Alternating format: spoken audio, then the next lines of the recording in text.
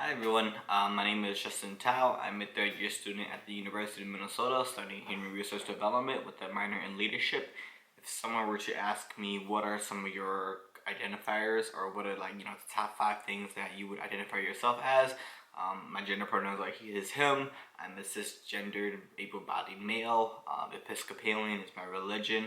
Cultural identifiers would be Asian American Pacific Islander or AAPI.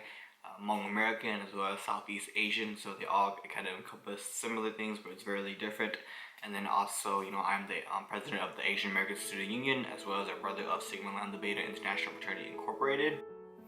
So the reason why I wanted to touch up on identity is that the unrealized aspect of myself and kind of my identity that I hold was that working with Thao, doing the whole pledging process for SLB, which is a historically Latino-based fraternity, I kind of found my roots, my resonation with the Latinx community, and I would consider my Latinx identity to be a part of myself as well.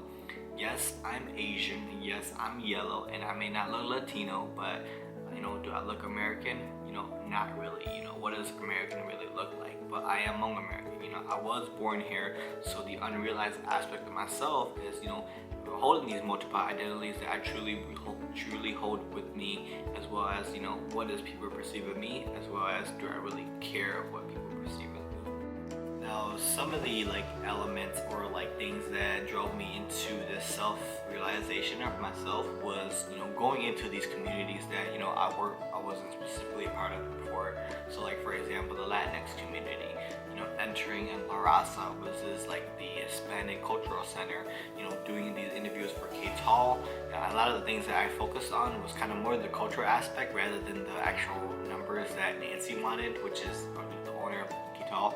So I focused more on the cultural aspects of trying to get to know the culture, because if we're talking about adaptive issues versus technical issues, I think more adaptively we have to really get entwined with the culture that they're trying to perceive. So the Salvadoran culture, entering these communities that I don't look like, because most of my college years I focus a lot of my AAP identity. So I was surrounded by people who looked like me, surrounded by people who thought like me. So then exposing myself to this Latinx community, my Latino brothers, my Chicano brothers, I was talking to them more, trying to get used to what does it mean to be Latino, what does it mean to be a part of these communities, and how can I bring that into myself, because there's a lot of aspects for them that I can really carry and resonate with myself. The big element that we all shared was kind of our understanding of our narratives and our upbringing to kind of be who we are today.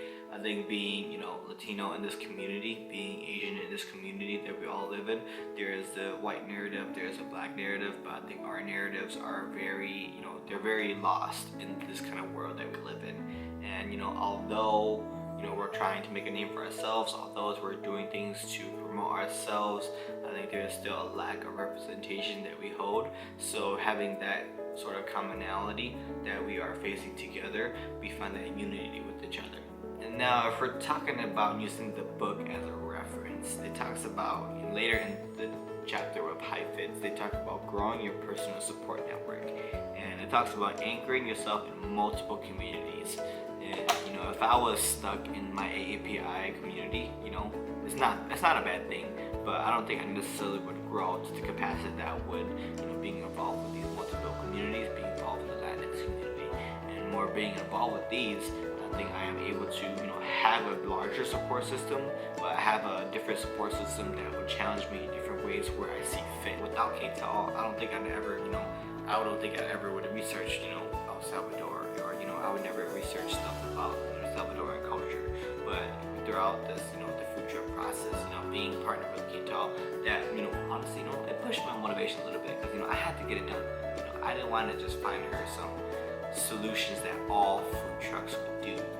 I wanted to find some solutions that a Salvadorian food truck could do, that Nancy could do. Because honestly, if we're gonna just go with some logistical numbers and some logistical technical fixes that Nancy could do, then what's the point of this whole project? I think this whole project goes beyond just finding answers with her. So much options that she can go through, that taking the traditional food truck route, what's the point of that?